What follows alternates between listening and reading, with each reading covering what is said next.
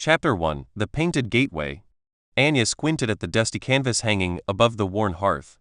It was the only adornment in the small, cluttered room she shared with her younger siblings. Yet, it held a universe within its worn frame. Vibrant hues painted rolling hills ablaze with wildflowers, a meandering river like a silver thread, and a majestic castle crowning a distant clifftop.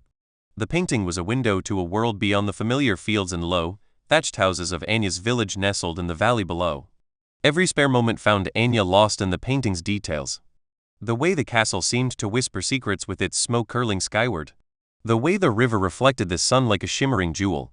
The stories the villagers whispered, some fearful, some filled with awe, about the powerful sorcerer who resided within the castle walls, all fueled Anya's longing to explore the world beyond the canvas.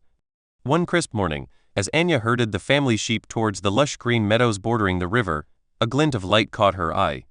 It emanated from the dense forest at the meadow's edge, a place the villagers cautioned against entering. Curiosity, a trait that often landed Anya in trouble, gnawed at her.